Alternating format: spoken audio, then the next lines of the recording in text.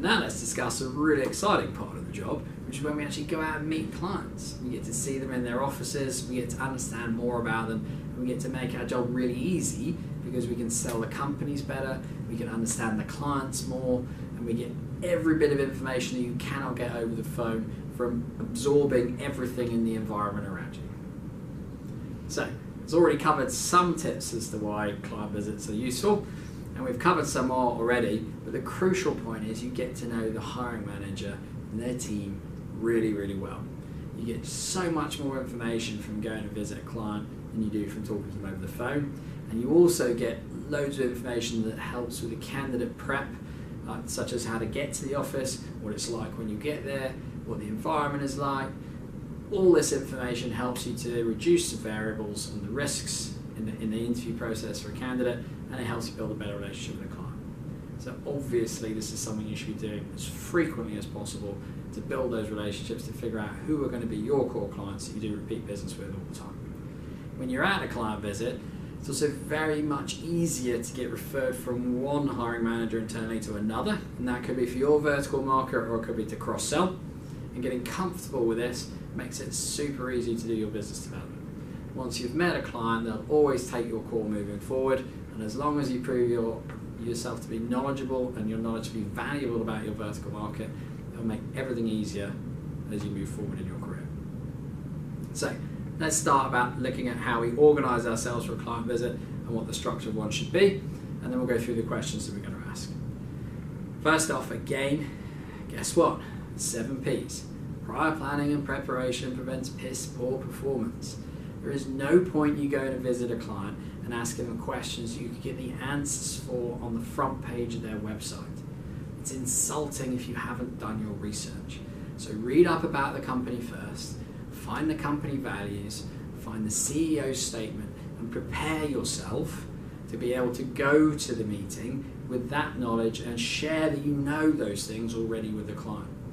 You're not going to get any value out of the meeting if you go not knowing anything. You want to get the information that you can't find on the internet and that other recruiters don't have at the client visit, not go through the basics. So figure that out first.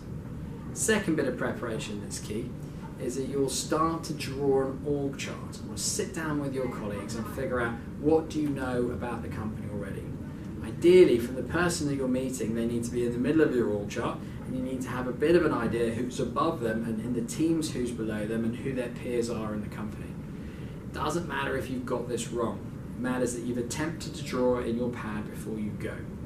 Now, partway through the meeting, you're going to slide that across the table to the hiring manager and you're going to ask him to fill it in for you. This is how you map companies. If you've drawn half the org chart already, they'll take a look at it, they'll tell you what's right, what's wrong, they'll fill it in, they'll draw you another one. If you just hand them a pen and an empty piece of paper, having done no research, and say, can you draw me your org chart? The answer will be no. So do your prep first, half fill it in, use that as a tool within your client visit in order to show them that you've done preparation, you've done research, you know a bit about the company, and get them to help you. People are compelled to help you finish something, they're not compelled to help you start something. So that's a key point of your preparation. So when we go to the client visit, first things first, we're going to set an agenda. Again, we want to make sure that we're in control of the process. The client needs to know that we're the expert, we're coming to advise them, and we have an agenda, and we're going to agree it to make sure that we get everything that we want out of the meeting, but also we give an opportunity for them to get what they want out of the meeting. We set the agenda, so we're in control.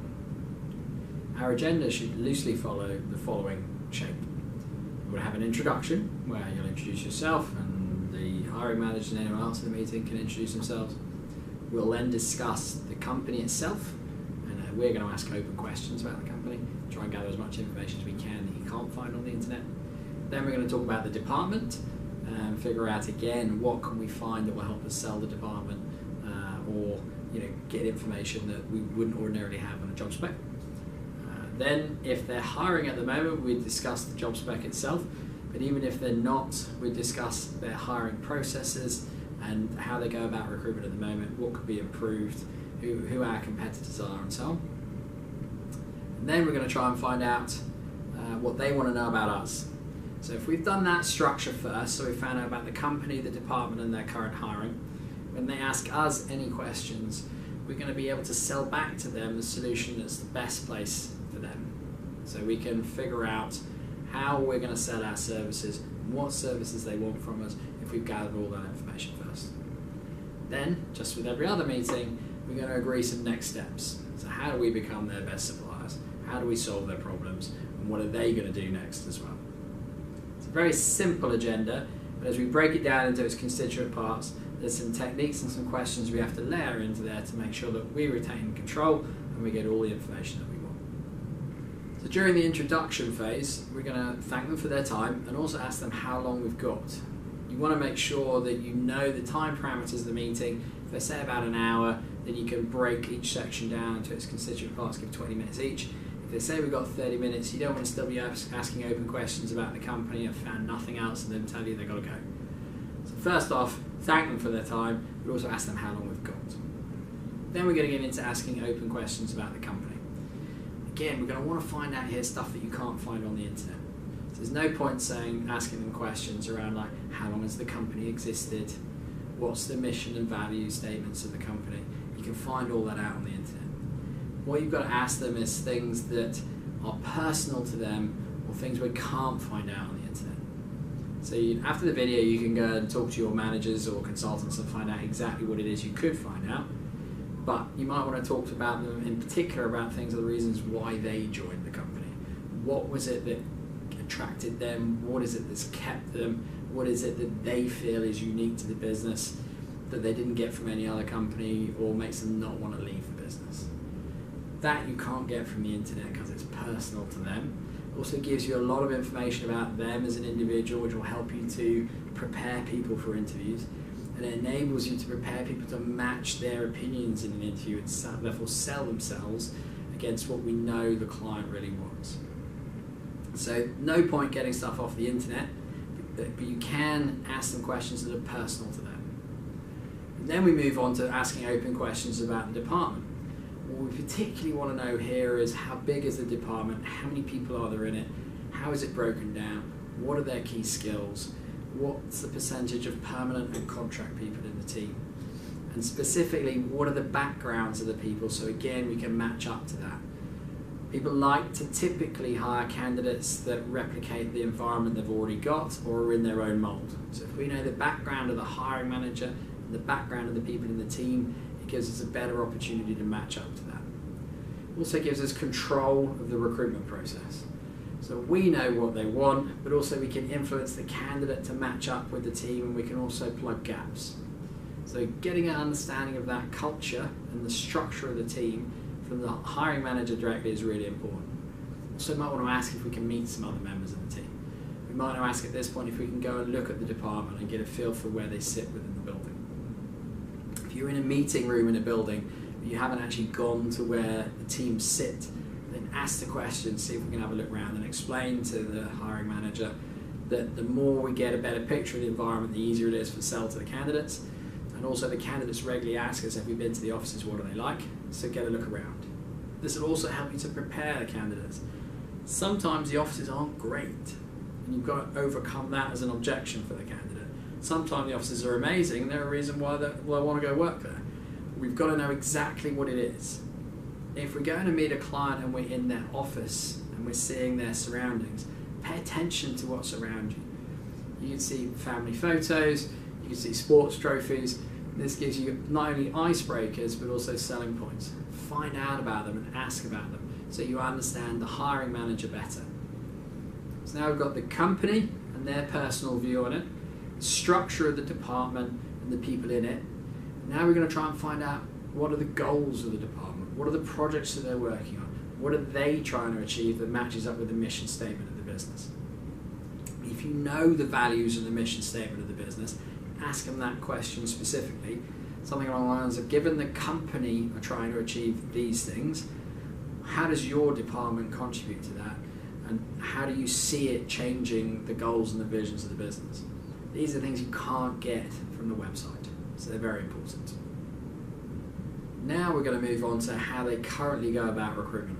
Let's assume they haven't got a live job at the moment, and we'll talk through that separately.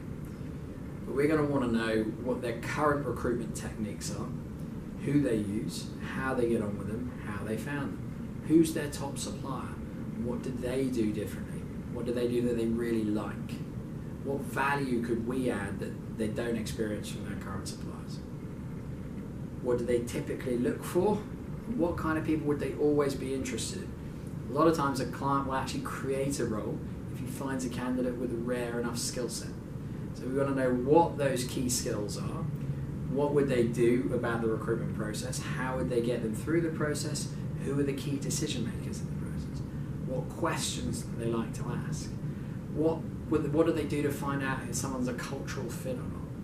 These are all things that we can find out about the interview process and our competitors in recruitment to enable us to position ourselves as better or have an advantage over them. If they have a number one preferred supplier at the moment or someone they like dealing with, we need to find out how they started interacting with them and why they're now so good. Because then when we come to sell our service back to them, we can match or better that in what we're going to try and do. And we can make it clear that our goal is to be at the top of their supplier list or become their number one supplier.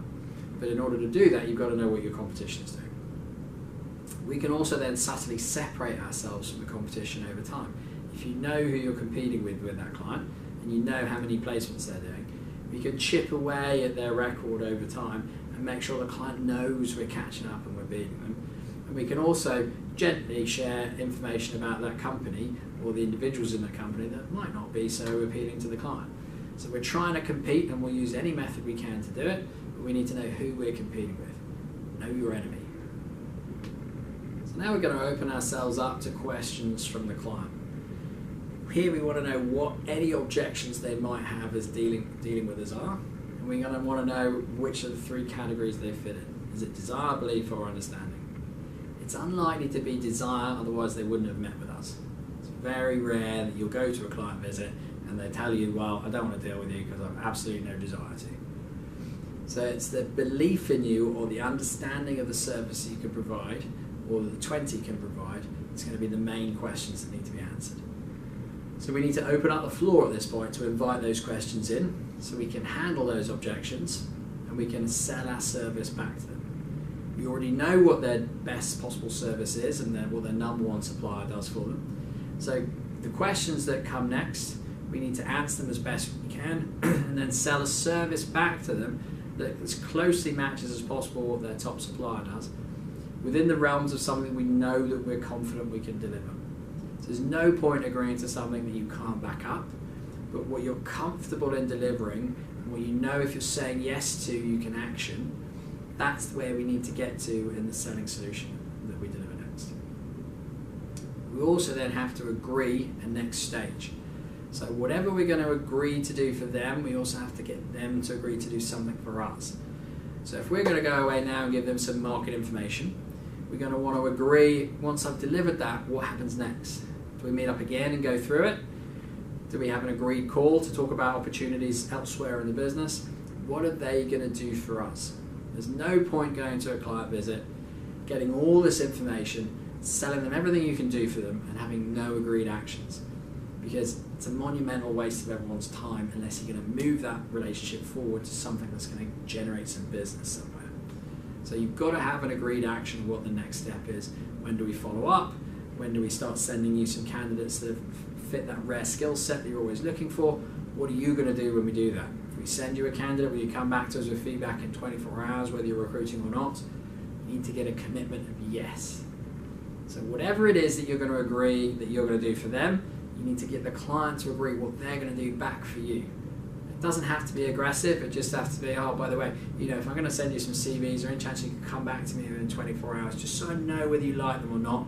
And then when you do have a job that I need to fill, I'll be able to fill it like that.